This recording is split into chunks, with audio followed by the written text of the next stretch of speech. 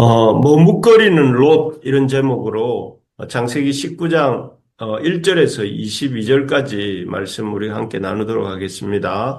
어제 우리가 소돔과 고모라의 심판에 대한 이야기를 이렇게 읽고 나누었습니다.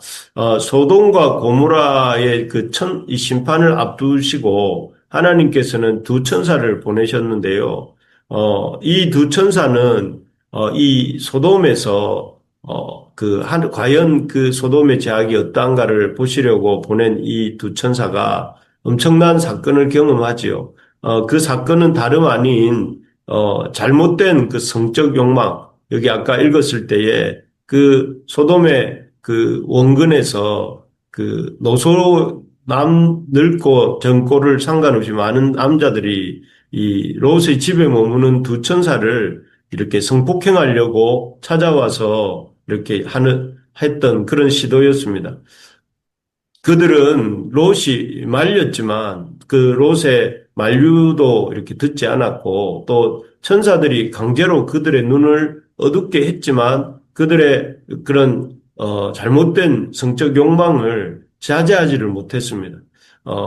완전히 그들의 눈에는 성이 그 하나님이 참 믿음 안에서 가정에 허락해 주신 성이라는 인식은 전혀 없고 마치 그 도박 좋아하는 사람이 도박을 하듯이 또 알코올에 중독된 사람이 알코올을 찾듯이 성에 완전히 중독되어 있는 비정상적이고 또 절대로 비도덕적인 그런 성에 탐닉되어 있는 그런 모습들을 그들이 보여주었습니다. 이러한 참 소돔 사람들의 악한 모습을 이 천사들이 몸소 직접 경험을 한 셈입니다. 이후에 하나님의 그 소돔과 고모라를 향한 심판은 이렇게 집행 직전의 상태까지 가게 됩니다.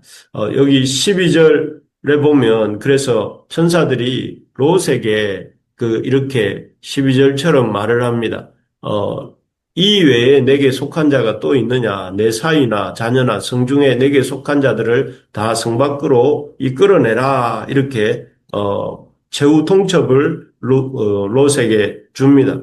그래서, 심판이 임박했고, 그 임박한 가운데, 그 롯과 그의 가족만큼은 또 이렇게 구원의 기회를, 또 구원의 은혜를 베풀고 있는 것입니다.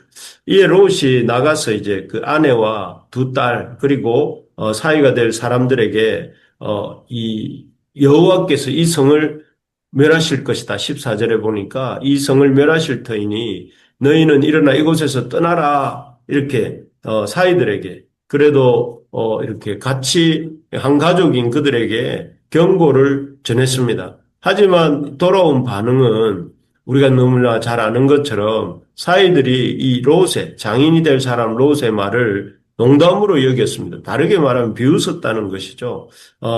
참 자신들의 이 장인인 이 롯이 장인이 될 사람인 롯이 아마도 이렇게 더위를 먹은 거 아닌가 아니면은 농담을 하고 있는 거 아닌가 이렇게 생각을 한 것 같습니다.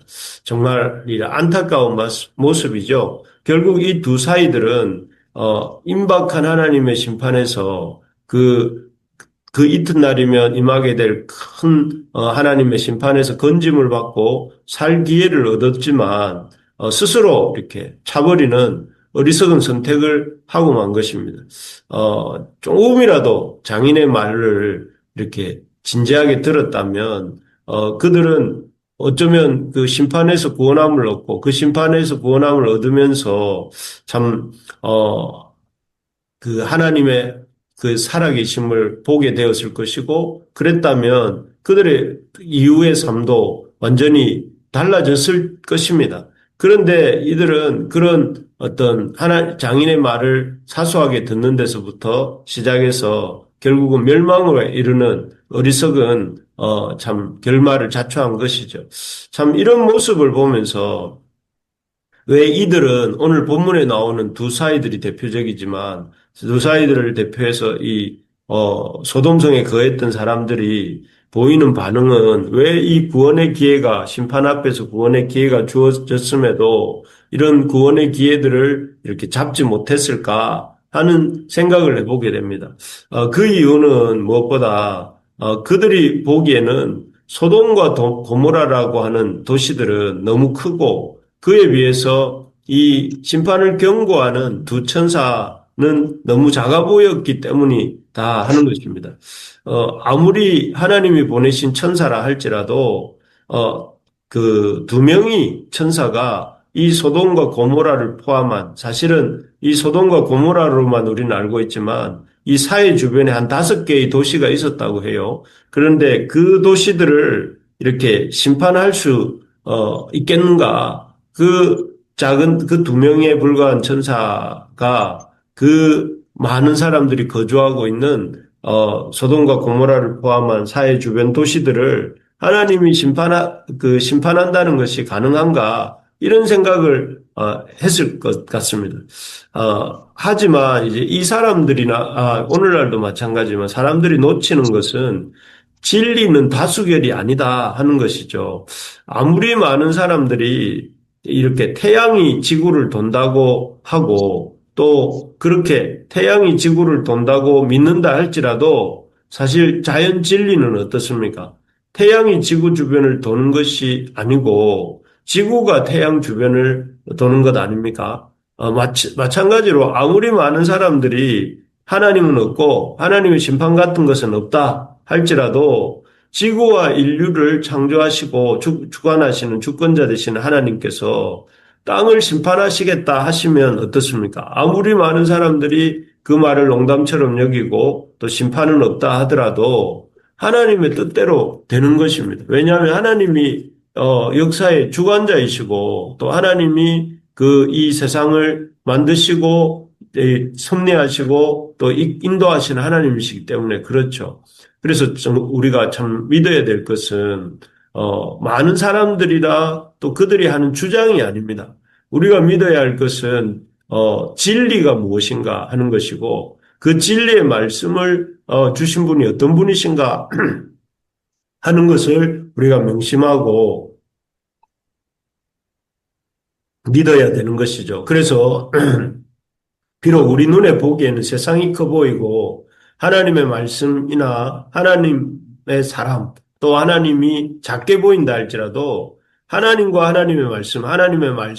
하나님의 사람을 더 신뢰하는 우리가 될 수 있어야 되겠습니다. 특별히 성경 말씀을 가볍게 여기지 말아야 되겠습니다. 그리고 그 말씀을 신뢰함으로 우리가 따라가는 그런 우리 부르심의 가족들이 되시기를 바랍니다. 두 번째로 보면 롯의 사위들이 장인 롯의 말을 믿지 않고 농담처럼 여긴 이유는 첫째는 그 심판의 경고를 전해준 이들이 너무 작아 보였기 때문에 아니었을까 하는 것과 두 번째로는 소돔의 삶에 그들이 너무 깊이 물들어 있었기 때문입니다.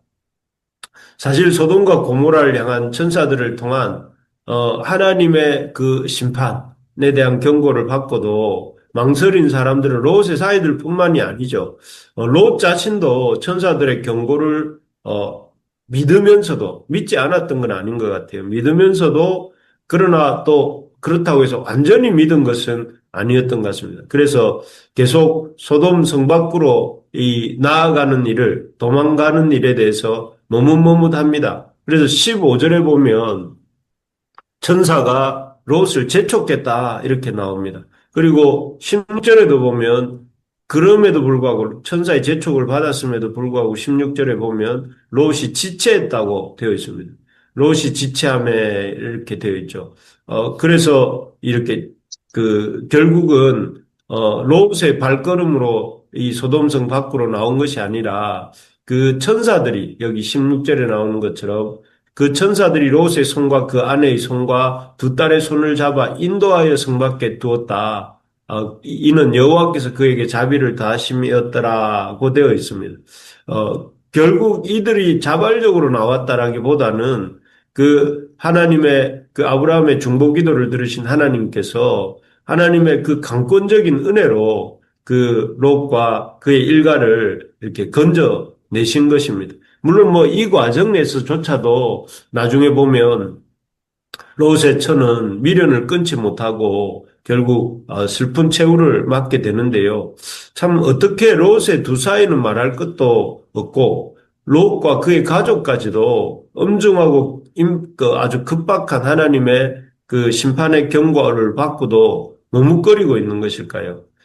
그것은 말씀드린 것처럼 그들이 너무나 이렇게 소돔에서의 삶에 깊이 젖어 있었기 때문입니다. 예를 들면 롯 같은 경우에는 이전에도 큰 전쟁을 경험했습니다. 전쟁을 경험했고, 그래서 그돌라오멜 동맹군에 의해서 포로가 되어서 아주 비참한 상태로 이렇게 끌려간 적도 있었습니다. 롯과 그의 가족들이. 그때 롯은, 이렇게 아브라함의 목숨을 건 구출로 이렇게 이 포로에서 노임을 받게 되었는데요. 그때 롯은 다시 한번 하나님의 백성으로 이렇게 그 하나님의 공동체를 알 수 있겠죠. 아브라함과 그의 가족이 그의 곁에 남을 수 있었지만 그는 그것을 포기하고 소돔을 선택합니다. 그래서 소돔으로 좀 다시 돌아갔고 그때도 아마도 생각해 볼 때는 참 살기 힘든 가나안보다는 믿음의 공동체가 있긴 하지만 살기 힘든 가나안보다는 믿음의 공동체는 없지만 편리한 소돔에 더 애정이 있었던 것 같고 그 화려한 소돔, 편리한 소돔, 그리고 사람이 북적이는 그 소돔에 애정이 더 있었던 것 같습니다. 그렇기 때문에 그는 결국 소돔을 택한 것이죠.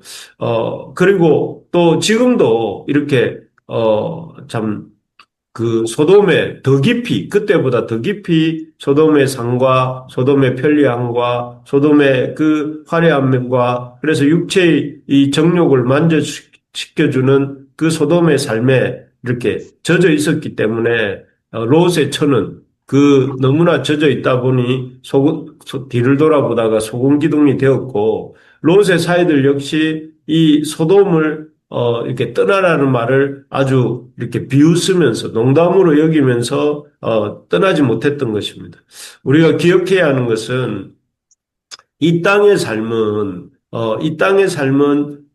지나가는 것이라는 것입니다. 아무리 화려해 보이고 아무리 편리해도 이 땅의 것들은 지나가는 것이요 영원한 것이 아니라는 것이죠. 이 땅은 잠깐 참 이렇게 머물지만 진짜로 영원한 것은 하나님 나라이고 하나님 나라의 백성으로 사는 것이 우리의 정체성이다 하는 것을 잊으면 안 됩니다. 정말로 하나님께서 참 영광 가운데 지으신 것은 하나님의 나라와 하나님이 다스리시는 그 통치하에 이루어질 하나님의 그 영원한 영광입니다. 그것을 잠시 지나갈 세상의 영광을 붙들다가 영원한 하나님 나라의 영광에 참여하지 못한다면 그것처럼 어리석고 미련한 일은 없을 것입니다. 그렇기 때문에 우리가 이 땅에서 육체의 편리함이나 육체의 욕망을 따라 살 것이 아니라 하나님이 주시는 거룩한 성령의 인도함을 따라서 참 하나님 나라의 영광을 소망하고 또 하나님 나라의 백성답게 사는데 관심을 두어야 됩니다. 그래서 참 요즘 가장 우리 믿는 사람들의 삶에 큰 어려움은 이 편리함이 아닌가, 육체의 만족이 아닌가, 그래서 소확행이 아닌가 싶습니다. 눈에 보이는 잠깐의 즐거움이 인생의 참된 행복인 것처럼 사람들이 말을 하는데 그것이 아니라 그런 것들이야말로 롯과 그의 사이들과 그의 아내가 이렇게 출소돔을 머뭇거리게 만든 요소들이고 결국은 그로 말미암아 참된 구원을 얻지 못하는 슬픔의 비극적인 일을 당하고 만 것 아닙니까? 우리가 기억해야 될 것은 소확행이 아니라 영원한 하나님 나라의 영광을 추구해야 되고 우리가 이 땅에서 추구해야 될 것은 육체의 만족이 아니라 성령의 인도하심을 추구해야 되고 육체의 편리함이 아니라 거룩함을 추구하는 하나님의 백성이 될 수 있기를 소망합니다. 그렇게 될 때 우리는 이 땅과 함께 멸망받고 심판당하는 것이 아니하고 하나님 나라의 영광에 참여하게 되는 것입니다. 말씀을 맺겠습니다.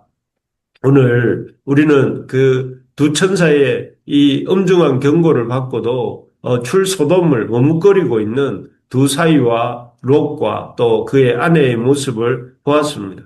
우리가 참 이 땅에서 그의 롯의 일가처럼 이 땅에 만족에 깊이 물들지 아니하고 천국 소망을 가지고 하나님 나라를 향해 가는 우리가 될 수 있기를 소망합니다. 눈에 보이는 것을 크게 보지 말고 하나님을 크게 보며 하나님의 말씀을 크게 붙들며 달려가는 우리 모든 부르심의 가족들 되시기를 주의 이름으로 축복합니다.